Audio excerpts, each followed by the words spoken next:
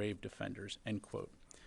The Department of Defense will continue to work closely with our allies and partners worldwide to support Ukraine as it fights for freedom and to meet the clear objectives set out by President Biden, a free and sovereign Ukraine that can defend itself today and deter more Russian aggression in the future.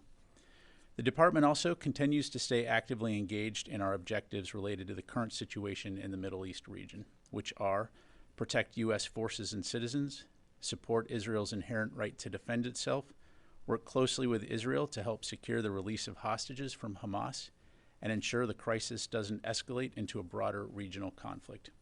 In support of these objectives, Secretary Austin will travel to the Middle East region next week to meet with leaders in Bahrain, Qatar, and Israel.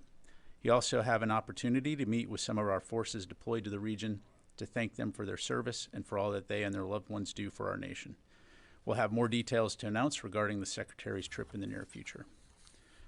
Shifting to the Indo-Pacific region, Secretary Austin spoke this morning with his Japanese counterpart, Minister of Defense Kihara, to express his thanks and gratitude for Japan's support with search and recovery operations following the recent tragic CV-22 mishap. The two leaders also applauded progress on accelerating U.S., Japan, Republic of Korea trilateral security cooperation and exchanged views on maritime security in the Middle East. A readout of the discussion has been posted to the DoD website. And finally, I'd like to take a quick moment to recognize one of the department's senior leaders who will be departing next week after 3 years here in the Pentagon. Dr. Mara Carlin has served in multiple critical roles to include Acting Assistant Secretary of Defense for International Security Affairs, later as Assistant Secretary of Defense for Strategy, Plans, and Capabilities, and most recently as performing the duties of Deputy Undersecretary of Defense for Policy. During her tenure, Dr. Carlin has managed the writing and ongoing implementation of the National Defense Strategy, a pivotal document in guiding the department, particularly in linking strategy to resources, even amid evolving global crises.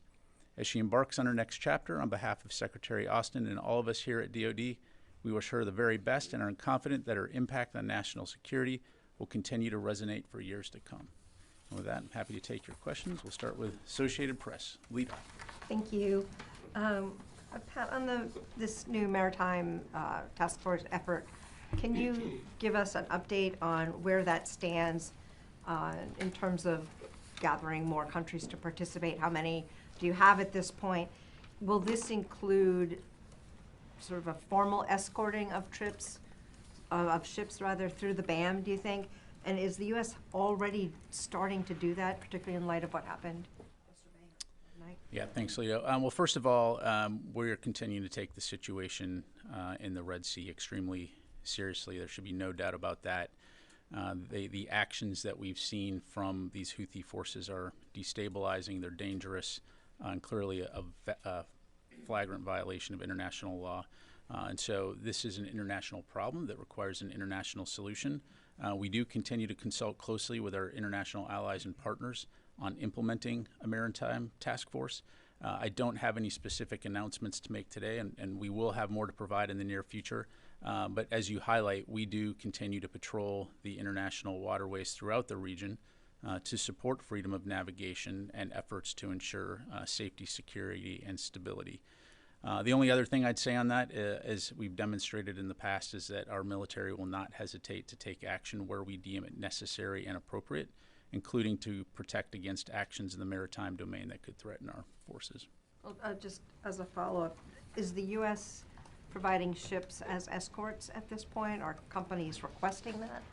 I'm not aware of any specific companies requesting, but as you know, as evidenced last night, our ships will respond to distress calls, and certainly will continue to work with our allies and partners in the region to, again, support freedom of navigation and security and stability in the region. Okay, Jennifer? Can you give us more details of what the U.S. did to help the Norwegian ship and what was done by the U.S. military and the French military? Sure. Just in terms of background, as I understand it, yesterday around 4 p.m. Eastern Time or midnight Yemen time, the motor vessel Strinda, which is a Norwegian-flagged vessel, was attacked while passing through the Bab el-Mandeb by what appears to be an anti-ship cruise missile launched from a Houthi-controlled area of Yemen. They reported a fire on board. We're not aware of any casualties. At the time of the attack, there were no U.S. ships in the vicinity, but the USS Mason did respond to Strinda's Mayday call. At the time, it was approximately 90 nautical miles away when the attack occurred.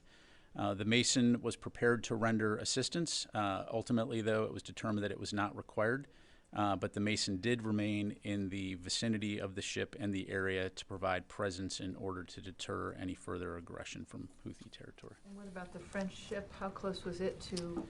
I'd have to refer you to the French. I just don't have those Okay, and details. just lastly, yesterday, the renewal of the 702 FISA legislation hit a snag on Capitol Hill. What would be the impact on the U.S. military and intelligence gathering if 702 does not pass by the end of the year? Yeah, thanks, Jennifer. Well, just for context, I think that Undersecretary of Defense for Intelligence and Security, Ron Moultrie, really said it best in his recent op-ed on this topic, and that is intelligence saves lives. Section 702 of the Foreign Intelligence Surveillance Act, or FISA, allows us to collect vital intelligence, importantly under federal court supervision, of non-U.S. persons who are located abroad who use U.S. communication services and whose communications are assessed by our intelligence community to have foreign intelligence value. Every single day, that capability, that authorization enables intelligence reports, which contributes to protecting U.S. service members and enabling mission success. If that were to lapse, if Section 702 were to lapse, it would really undermine our ability to address complex challenges, managing competition while avoiding and preventing conflict. Our ability to work with allies and partners, for example, to support Ukraine's defense would be downgraded. Our service members would be at greater risk, and our country will be more vulnerable due to our inability to determine or assess emerging threats. So this is why we really need Congress to swiftly reauthorize a vital intelligence collection law, this vital intelligence collection law, before it expires this month. Thank you very much. Megan. Can we get an update on the attacks on U.S. troops in Iraq and Syria and the injuries that have come from those? I'm not aware of any new injuries at this time. Right now, I am tracking a total of, let's see here, we're tracking approximately 89 attacks at this time. Again, we'll keep you updated on that. Again, just to underscore and not to mitigate the dangers by any stretch here, these are dangerous attacks, but they have largely been unsuccessful. And again, I'm not going to get into telegraphing or speculating on any response. But again, we will do what we need to do to protect our forces. When was the most recent? Today, yesterday, and how many? We'd have to get back to you on that. Okay. Thanks very much. What's that? Yeah, let me go here first. I'll come back to you. Carla? Thanks. VOA had a journalist embedded with some soldiers in Syria. They went on their first patrol yesterday, the first patrol since October 7th, since these attacks started. Can you talk about how these Iranian-backed attacks have hindered the counter-ISIS mission in Iraq and Syria since October? Well, as you know, CENTCOM just put out a release highlighting their latest statistics on the Defeat ISIS mission. So that mission continues, and that's why we have forces in Iraq and Syria right now, and we'll continue to stay focused on that mission. Despite these attacks, which, as we've talked about before, it's not the first time these Iranian proxies have done these types of activities, we continue to stay focused on that mission. Certainly, if our forces are put into danger, we will take appropriate action to protect them, but it's not going to deter us from doing what we're there to do in the first place, which is ensure that the lasting defeat of ISIS. And can I follow up on something separate? So Pakistan's Army Chief, their new Army Chief is going to be visiting the Pentagon tomorrow for the first time. Can you tell us a little bit about what Secretary Austin is looking for during this meeting? Will they be talking about the deportation of Afghans from Pakistan or potentially buying munitions to go to Ukraine? Just any details you could provide. Yeah, thanks, Carla. I don't have any meetings to read out from the podium. Certainly, as you know, when the Secretary meets with foreign counterparts and leaders, we provide a readout. So if we have a readout to put out, we'll certainly do that. Let me go to the other side of the room here. Last question. How would you assess U.S.-Pakistan military relations at this point? Pakistan continues to be an important partner in the region. And so obviously through CENTCOM, we continue to stay in close contact with them, particularly when it comes to issues like counterterrorism. Thank you. Nancy. Thanks. I had 2 questions for you. Last week we'd asked for the number of sorties that on average the Ford and Ike have conducted since they've gone to the Israeli border. And on average I think it was about 50 sorties a day, which is pretty regular for an aircraft carrier. So given that there doesn't seem to be any indication that they're sort of having to do a notable amount more of sorties, can you give us a sense of why there continues to be a need for 2 carriers, and if we'll get any sense of, or any timeline for when we'll hear whether the Ford will be extended again or not? Yeah, thanks, Nancy. So I'm not going to get into deployment timelines or potential future ops and things like that. In terms of why those carriers are there, as you know, as I highlighted in my opener, part of this is working to deter the spread of a potential regional conflict.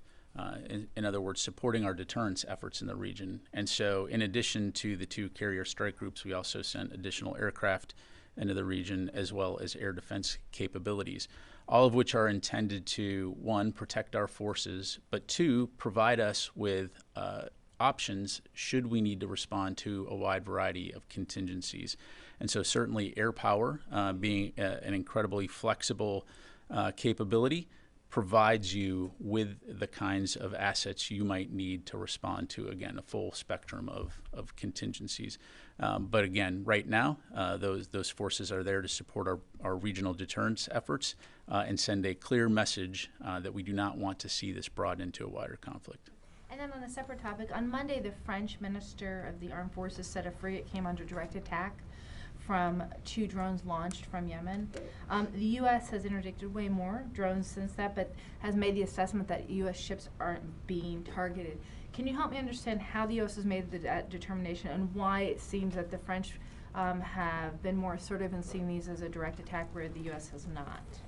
Well, I think, again, part of this has to do with the situation and why you're responding. And so if a drone, for example, I think it was a week or 2 ago, you had the situation where 3 commercial vessels were under attack, and the U.S. had sent a ship to respond. I believe it was the Carney. And so as those drones are heading towards the Carney, it's not clear whether it's heading toward a commercial ship, whether it's heading towards the Carney, but the bottom line, it's within the threat ring where that commander has to make a determination. So that drone will be taken down in self-defense. What you don't want to do is let it hit you and then say, oh, yes, I guess they were trying to attack us. So, again, we're going to be circumspect in that when we say we don't know if it was the intended target, but we do know that it presented a potential threat, and we're going to take appropriate action. I guess what I don't understand is earlier the U.S. assessment was that you didn't believe that the military vessels were being targeted. So I guess that's why I'm a little confused, because the French seem to be quite certain that they were. I mean, I can't speak for the French, and again, I'm relaying to you the information that we have. I'm just trying to clarify. Is it the U.S. belief that those drones are potentially targeting U.S. destroyers, the Carney and others, or is it that you don't know? Well, they clearly present a threat, and we're going to take appropriate action in self-defense. The only other thing I'd offer is if you see the comments coming out of Houthi spokespeople themselves saying what they're attempting to target here. And so, again, the targeting of any commercial vessels in the region is a violation of international law. And again, we'll work with the international community to address these threats going forward. Let me give you some of your colleagues. Yes, sir. Thank you so much. I will go back to the Secretary Austin's phone call with the Iraqi Prime Minister. In the phone call, he pointed out 2 Iraqi militia groups that backed by Iran, Kataib, Hezbollah, and Harakat al-Nujaba, that they are responsible for the most of the attacks. How did you get that to that conclusion that these 2 groups are responsible for the most of the attacks? Section 702. I'm kidding. I'm not going to get into intelligence, but the bottom line is, what we put out speaks for itself. Do you expect the Iraqi government to put accountability to these groups, and does the United States give any support to the Iraqi Prime Minister Soudani to address these threats? Well, I'm not going to go beyond the readout that we provided, which clearly highlighted the Secretary's conversation with the Prime Minister as it relates to the inherent right to protect U.S. forces. And look, Iraq is an important partner to the United States. We're obviously there. We have a force presence in Iraq at the invitation of the government of Iraq to help their forces as they continue to work for the lasting defeat of ISIS. And so, again, that will continue to be our focus. But we do very much appreciate the Iraqi security forces and the assistance that they have provided when it comes to addressing these threats, and we'll continue to stay in close coordination and communication with the Iraqi government. But at the end of the day, if our forces are threatened, we will not hesitate to take action to ensure that they remain safe. My last question, do you believe You guys that are like multi-question folks Yeah. today. Last question, I promise. Do you believe that the Iraqi government could do that? Because since the very beginning of these attacks, you are requesting the Iraqi government to stop these attacks, but it hasn't happened.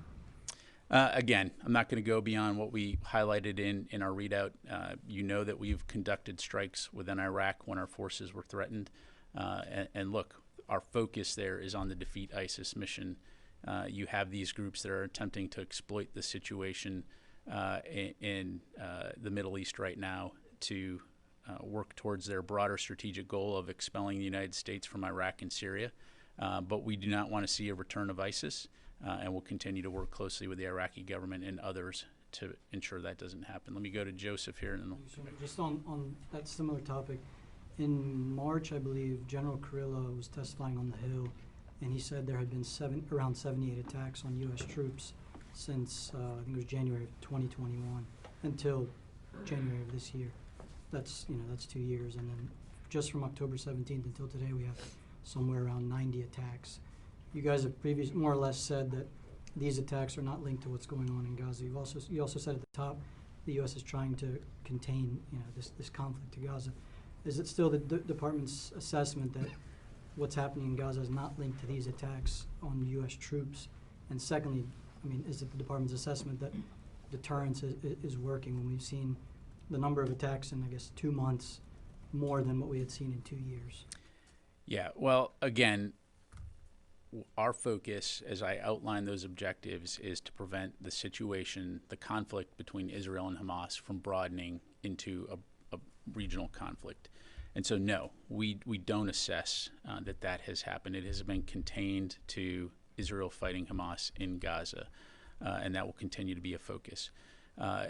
We've talked about this before, the situation in Iraq and Syria, why our forces are there, and the fact that you have Iranian proxy groups who are being encouraged by Iran to, again, exploit this situation to their advantage in order to meet the strategic aim of expelling U.S. forces from that region, which, again, oh, by the way, are there at the invitation of the government of Iraq. And so, we're going to continue to stay focused on that mission. We're going to continue to do what we need to do to protect our forces. And I'll just leave it at that. Just secondly, if I can follow up on the task force that's being discussed. I know you don't have anything to read out, but we reported earlier today that there's the U.S. is in talk with 12 nations about this task force. Can you confirm that? And then also, can you elaborate at all on the Secretary's conversations next week on his trip? Does he plan to ask at least Qatar and Bahrain to join that? Yeah, thanks, Joseph. So right now, no. Again, I have more information in the near future as it relates to our efforts to work multilaterally in terms of the Red Sea region. And as far as the trip goes, again, we'll have more information in the future. All right, let me go back over to here. Laura. Thank you. Last month, President Biden and President Xi promised that they would resume military communications. I'm wondering if you could tell us when that's going to happen. So I don't have any specific calls or meetings to announce right now. We have been working closely with our defense attaché office, and our policy team's been in active coordination with Beijing in order to arrange communication. But again, nothing to announce at this point in time. We have underscored many times the importance of ensuring that senior leader level communication continues to mitigate potential risk and prevent miscalculation, and so we'll continue to stay very focused on that. I know that Secretary Austin doesn't have a Chinese counterpart right now. Have they offered someone to speak in his place? Again, right now we're reaching out. Don't have anything to announce at this time. So thank you very much, Janie. Thank you, General. Congratulations on your promotion. Thank you. Getting 2-star. The 2024 National Defense Authorization Act says that the U.S. troops stationed in South Korea will be maintained at the current level.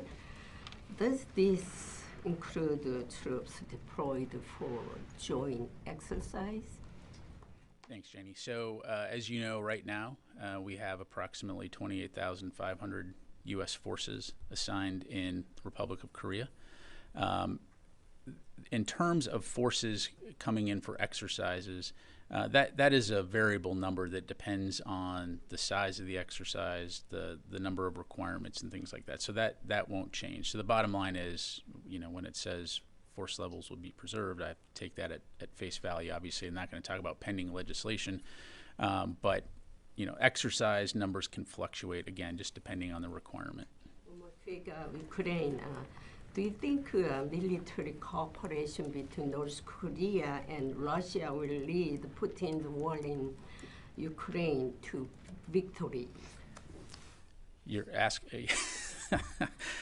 Look, Janie, we are singularly focused on working with the international community to ensure that Ukraine has what it needs to be successful on the battlefield, both in the short term and in the long term, in terms of deterring future aggression from Russia. So I'll just leave it at that. Ro. Thank you. I have two questions on the Secretary's calls with the Japanese Defense Minister. First, on the Osprey crash, I wonder if the Secretary shared the progress on the investigation into the crash with the Japanese Defense Minister, because Pentagon said that investigation will be transparent. Yeah, again, I'm not going to have anything to provide beyond what's in the readout. As you highlight, broadly speaking, yes, the Department of Defense will continue to work closely with our Japanese allies to share information as it relates to the investigation, and as appropriate. Secondly, the Secretary also discussed maritime security in Red Sea. So does the Pentagon hope that the Indo-Pacific countries, including Japan, will join a maritime task force in Red Sea? Because what's going on in this critical waterway matters to the economy in the Indo-Pacific region. Well, again, I'm not going to speak right now for any individual countries. As I highlighted, this is an international problem that requires an international solution. So we are engaged with many different nations to discuss this challenge, and as I mentioned, may have more future in the days ahead. And I better go to the phone, or else I'm going to get in trouble here. Let's go to Jeff Shogel, Task and Purpose. Thank you. What evidence does the Defense Department have that if Vladimir Putin wins in Ukraine, that he might target Latvia, Lithuania, and Estonia, all of which are protected under Article 5 of NATO? Yeah, thanks, Jeff. So I don't want to get into hypotheticals, but broadly speaking, past performance is usually an indicator of future performance. And so we've seen Russia conduct gray zone operations. We know that their goal, which they have failed at, it was to eliminate Ukraine as a nation. And so the concern here is, yes, if Putin were allowed to win, Russia won't stop. They will move on to other countries and attempt to either invade or destabilize. And so this does put us in a situation where NATO could be threatened, and U.S. Requirements and commitments under Article 5 would be something that we would obviously take very seriously. So again, this is why Ukraine matters. It's not just about Ukraine. It's about international security, not only in Europe, but also globally. Thank you. Let me go to Reuters. Phil?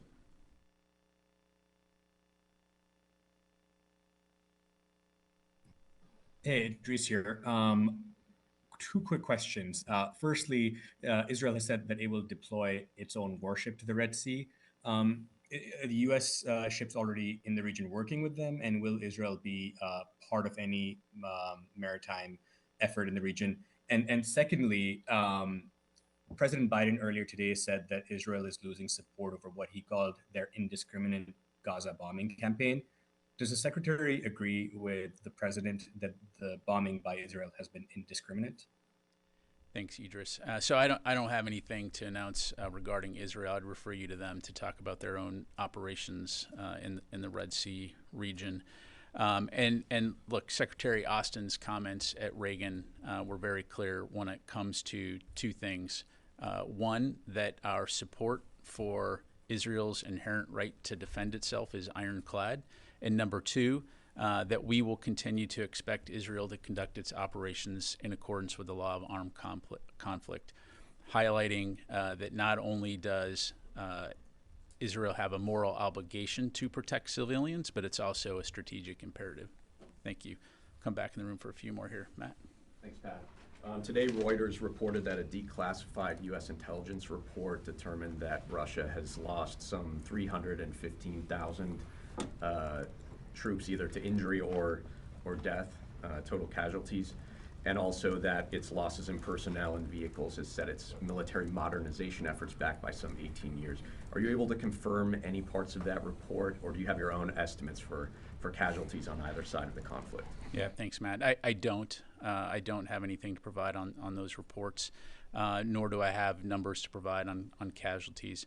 But I will take it as an opportunity to highlight the fact, again, the strategic failure of Russia when it comes to the objectives that it had set for itself in Ukraine, and the fact that it has cost thousands and thousands of lives on both sides needlessly, which is why, again, we will continue to work very closely with Ukraine to ensure that they have what they need to defend their people and protect their sovereign territory. So I'll just leave it there. Thank you. Dan. Thanks, General. Wanted to follow up on the individuals that appeared to be responsible for the hijacking some days ago that you said appeared to be Somali. Can you give us an update on where they are, if they're still detained underway with the U.S. Navy, if you've clarified where they're from, and just where they are now? Sure. They are Somali. They are still aboard the USS Mason while we continue to work with the Department of Justice on next steps. So as we have more information to provide, we will do that. Do you believe them to be working in any kind of way with the Houthis, or was this just a coincidence at a time when there's a lot of Houthi operations? Yeah, I don't have any further information to pass along, Dan, and as we get updates, we'll be sure to pass them along. All right. I'll get 1 second. Yes, sir. Thank you very much. You just said that Secretary Austin made it clear that the United States is expecting Israel to be careful in its bombing campaign in Gaza when it comes to civilian casualties. What if the Netanyahu government or the IDF continue to indiscriminately attack civilians in Gaza and continue to use the white phosphorus like it did in southern Lebanon? What steps will the United States government will take? Again, look, we have been very clear with our Israeli partners that we have the expectation that they will conduct their operations in accordance with the law of armed conflict. It is the importance of taking civilian safety into account has come up in every single conversation that Secretary Austin has had with his counterpart, and that continues to happen at multiple levels. And again, look, we understand that Israel is fighting to defend its people from a terrorist threat in the form of Hamas that brutally attacked the people of Israel on October 7th. We also understand that they are an extremely difficult fight in an extremely dense urban terrain where the enemy has intertwined themselves among the civilian population and are using them as human shields. So again, we understand that, and we will continue to support Israel in their efforts to defend their people and defend their country. But we will also continue to talk to them about the importance of mitigating civilian casualties and the importance of ensuring that civilian aid is provided to the people of Gaza. Let me go back to the phone here, and then we'll do one more in the room. Heather from USNI. Thanks so much. Just to follow up on Nancy's question, because the French are saying that they were attacked and they are a NATO ally, what responsibility does that put on the United States to help protect French military ships that might be getting attacked, or other military ships that may consider the drones or missiles being shot in the Red Sea to be attacks? Yeah, thanks, Heather. So, my understanding is operations in the Red Sea, it's not a NATO operation per se. Clearly, France is a close ally, and should they ask for our support or call on us to support them, we will obviously respond and be there to help. But again, it's not a NATO mission, as I understand it, going on right now within the Red Sea. You've got the combined maritime force that has over 39 nations that work together on a multiple number of efforts to provide security and regional stability, to include Red Sea navigation. So again, nothing to announce on that front. More to follow in the near future, but I'll just leave it there. All right, sir, you get the last question. Thank you.